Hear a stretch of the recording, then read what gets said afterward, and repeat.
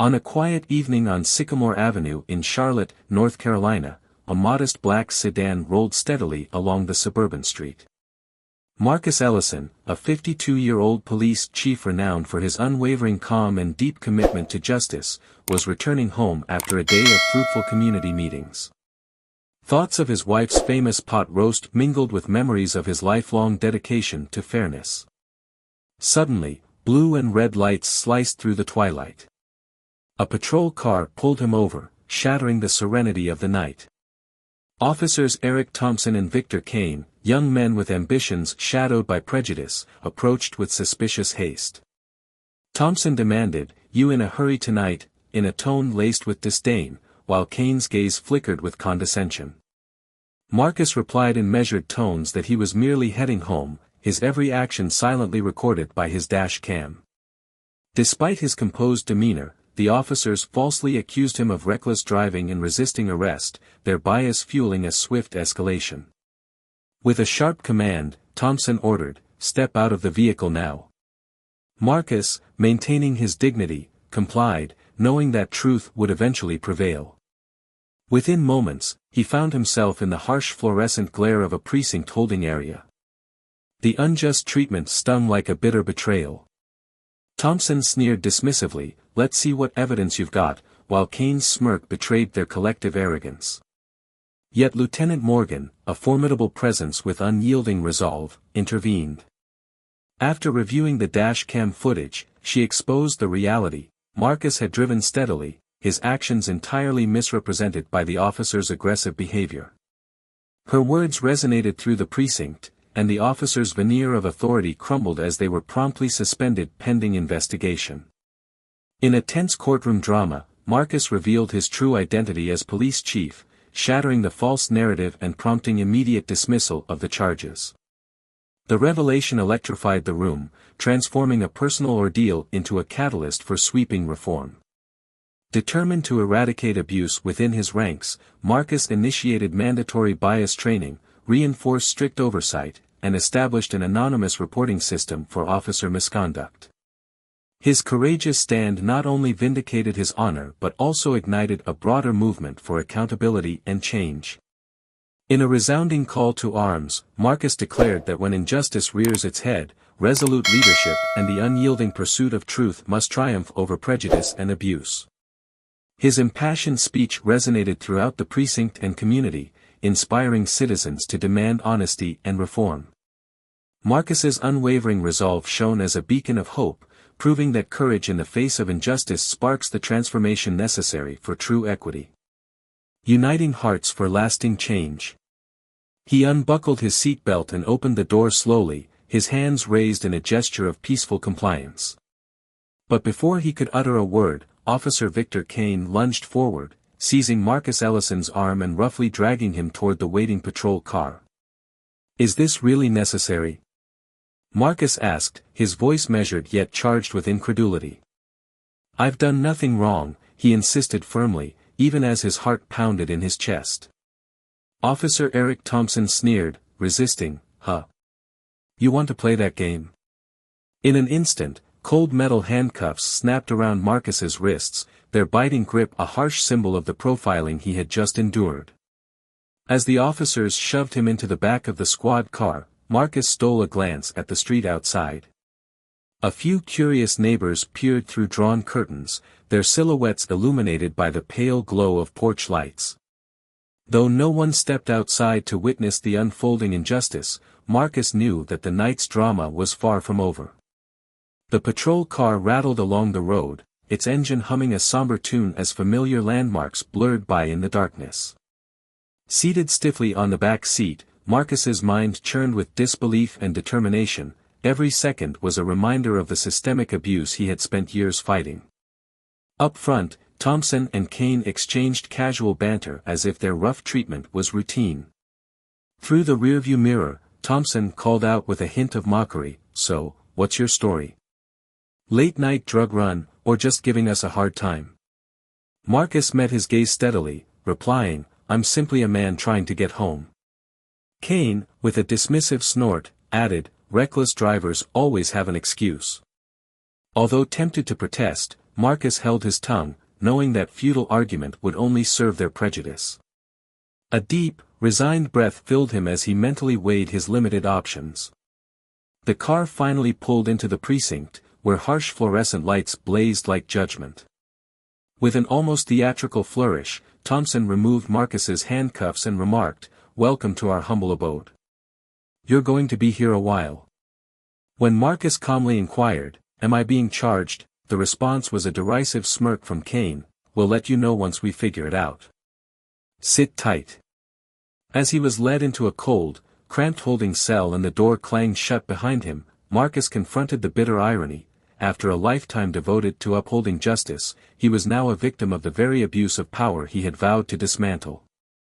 Where Marcus Ellison was roughly apprehended and taken into custody, the drama continued to unfold inside the precinct. In a small, cold holding cell, the faint hum of fluorescent lights mingled with the echo of his measured breathing as he recalled every moment of the unjust ordeal. Outside his cell, Officers Thompson and Kane lounged against a desk in the evidence room, their voices low and mocking. They casually reviewed Marcus's license and registration, laughing as if this were a trivial inconvenience. "Nothing out of the ordinary," Thompson remarked with an air of feigned disappointment, but Kane retorted with a dismissive smirk, "We'll find something, guys like him always have skeletons in the closet." Marcus's eyes, though hidden in shadow, betrayed nothing. His expression remained unreadable as he sat with his hands clasped tightly in his lap. He was not angry, he was calculating, patiently waiting for the truth to rise above their baseless accusations. As the hours dragged on, more officers wandered by, throwing curious, sideways glances at the mysterious new arrival. None recognized him immediately, a fact Marcus had expected given his recent appointment to his position. Finally, as dawn began streaking the sky with faint orange hues, deliberate footsteps approached his cell. Enter Lieutenant Morgan, a stern and commanding presence whose badge shimmered with authority. Her professional demeanor stood in stark contrast to the cavalier arrogance of Officers Thompson and Kane. With a firm frown, she examined the paperwork on the desk before turning her steely gaze to Marcus. "What's going on here?" she demanded. Thompson quickly interjected, "We picked him up last night for reckless driving and resisting arrest." Morgan arched an eyebrow. "Reckless driving? Where is the evidence?" she pressed. Kane shrugged indifferently. "We haven't processed it yet." Morgan's eyes narrowed as she fixed her attention on Marcus. "Sir, do you have any idea why you were stopped?" Marcus met her gaze calmly and replied, "I was told it was for reckless driving, a claim I categorically deny. I have dashcam footage that verifies my account." At this, Morgan's expression hardened. "You didn't review his dashcam?" she inquired. "Not yet," Kane mumbled as he and Thompson slunk away. With their departure, a sense of turning tides filled the room.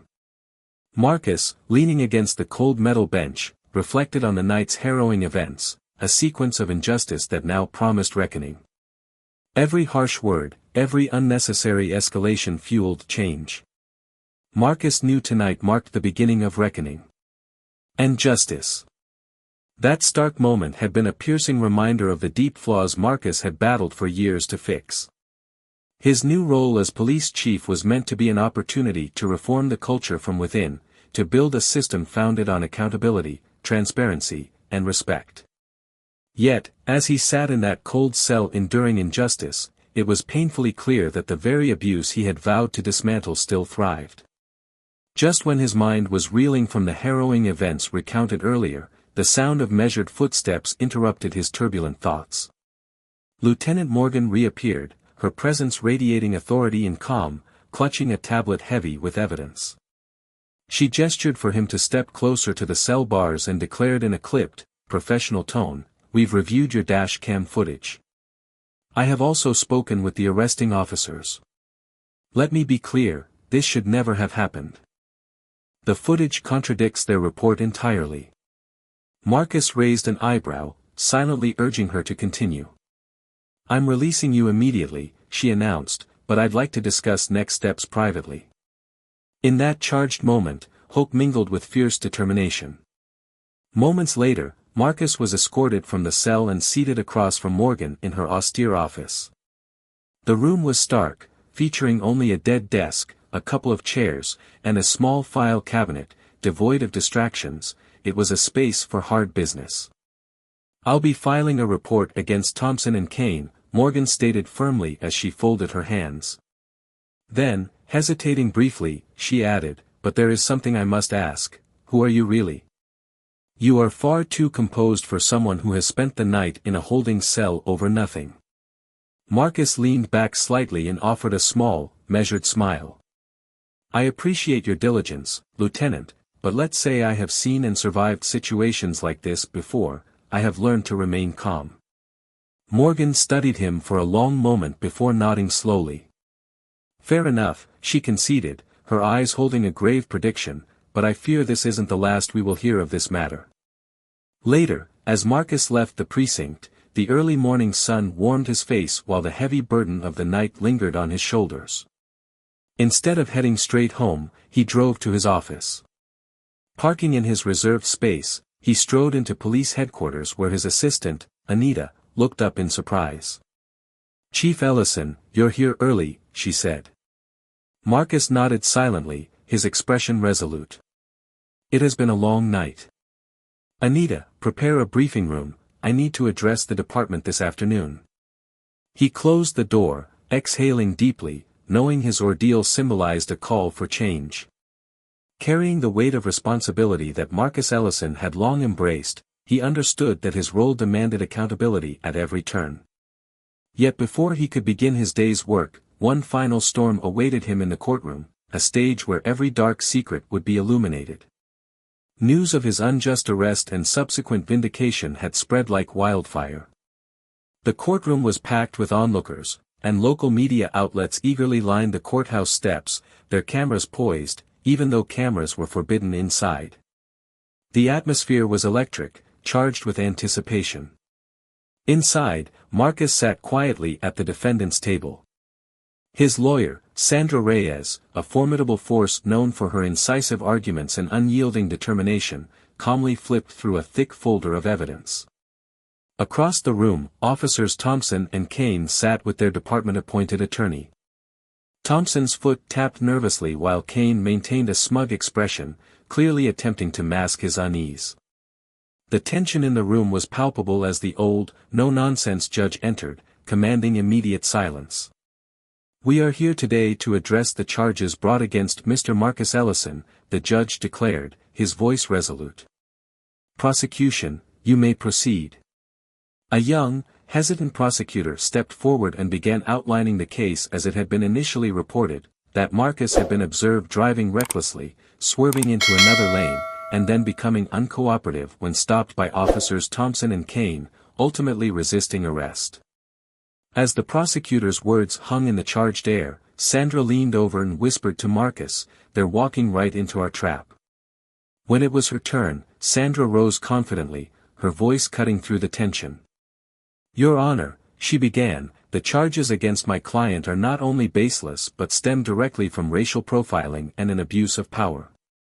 With that, she signaled for the presentation of video evidence. The judge nodded, and the bailiff dimmed the lights. On the screen, dash cam footage played, a clear record of Marcus driving steadily at 29 miles per hour with no erratic maneuvers. Then, body cam footage showed the officer's aggressive approach, capturing whispered, dismissive remarks from Thompson and a derisive chuckle from Kane. Gasps rippled through the courtroom as the undeniable truth was revealed, setting the stage for a dramatic reckoning.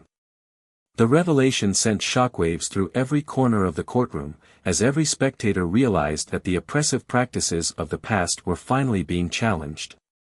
In that moment, justice began its long-overdue march forward truly. The judge's brow furrowed deeply as he surveyed the courtroom, his stern gaze fixed on the two beleaguered officers.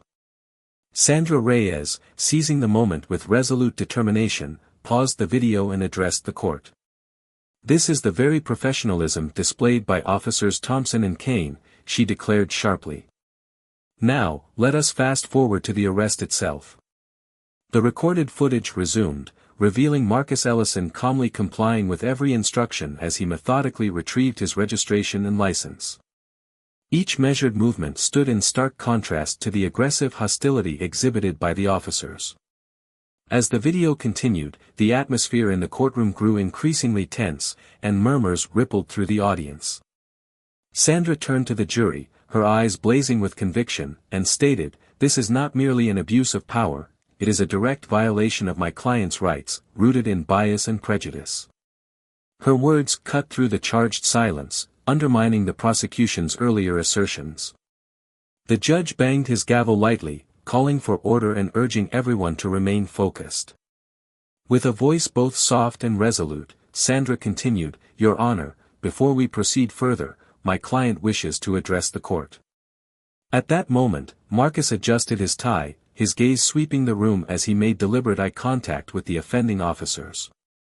In a calm yet firm tone, he announced, "My name is Marcus Ellison. I am the chief of police for this city, appointed a mere 3 weeks ago to lead this department and confront the very issues you have witnessed today." His revelation sent a ripple of shock through the courtroom. Officer Thompson's face turned pale while Officer Kane's smug expression evaporated instantly. The judge's gavel struck repeatedly, demanding silence as the weight of Marcus's words settled over the assembly. Marcus continued, "This is not solely about me. It is about a system that has allowed officers like Thompson and Kane to operate without accountability. That system ends now." In that electrifying moment, the courtroom transformed into a battleground for justice, a reckoning that would reverberate far beyond these walls. After a brief recess to absorb the gravity of the revelation, the prosecution offered no further arguments, and the judge promptly dismissed all charges against Marcus. As Marcus stepped outside, the throng of reporters swarmed the courthouse steps, their cameras flashing and microphones capturing every word of what promised to be the dawn of a new era in accountability and justice. In that historic moment, every voice in the crowd resonated with hope for systemic reform. In the wake of a turbulent journey toward justice, cameras flashed and microphones thrust forward as reporters demanded, "Chief Coleman, do you have a statement about the case?" In that charged moment, Chief Julian Coleman raised his hand, calling for silence among the crowd. The assembled audience fell silent, eager for his response. With unwavering determination, Julian began, "This case isn't just about me, it's about accountability, about ensuring that every person, regardless of who they are, is treated with respect and dignity. As the chief of police, I am committed to creating a department that values integrity and fairness. And as a citizen, I will continue to fight for justice." His words resonated deeply, and even as the media frenzy swirled around him, Julian knew that his mission extended far beyond personal vindication. The fallout from that defining incident was swift. Officers Daniels and Reed were immediately suspended pending an internal investigation. The released footage sparked protests, igniting public outrage and calls for reform. Community leaders rallied together, demanding greater transparency and improved training for officers. In that moment, Julian's leadership evolved into a beacon of hope for change. Determined to transform the system from within, Julian convened an emergency meeting with his officers. Standing at the front of the precinct, he addressed them with unwavering conviction. "What happened last night wasn't an isolated incident, it was a symptom of a larger problem. As long as I am chief, I will not tolerate any behavior that undermines our sacred duty to serve and protect. If you cannot uphold these values, then this is not the place for you." His powerful words silenced the room, leaving no doubt about his commitment to reform. In the weeks that followed, sweeping changes were implemented. Mandatory bias training, stricter oversight, and an anonymous reporting system for officer misconduct became the foundation of a new culture. Although rebuilding trust would take time, the community began to see the first glimmers of transformation. Months later, at a town hall meeting, Julian sat on a panel as a young man tearfully recounted, "Chief Coleman, what happened to you? It could have been me, it could have been any of us. Thank you for standing up for all of us." Julian's response was measured yet resolute. "Change doesn't happen overnight, but together we can build a system that truly serves everyone." This journey has taught me invaluable lessons about resilience, accountability, and the power of standing up against injustice. I have learned that even in our darkest moments, we must rise, speak out, and drive the change we wish to see. I encourage you to reflect on your own life. When have you confronted injustice? What steps did you take to make a difference? As we continue this journey together, I ask you, what will you do when faced with injustice in your own life? Can you envision a future where every individual is treated with the respect they deserve? If you agree that accountability is essential to building a better society, please press 1 in the comments below. The story of Chief Coleman is far from over, and neither is our pursuit of justice. Together, let us keep this conversation alive and work toward a world where integrity is not just an ideal, but a living reality. The path forward is open. What will your next step be? In reflecting on this transformative journey, I have discovered that every challenge presents an opportunity to grow and every act of courage lights the way for others. These lessons remind us that life is not defined solely by our hardships, but by how we overcome them and empower others along the way. Every time you choose to stand up for what is right, you contribute to a legacy of change and inspire those around you to act with courage and conviction. I urge you to embrace challenges as stepping stones rather than obstacles. Reflect on your own journey and ask yourself, are you willing to be the catalyst for transformation in your community? Can you find strength in adversity? Your voice matters.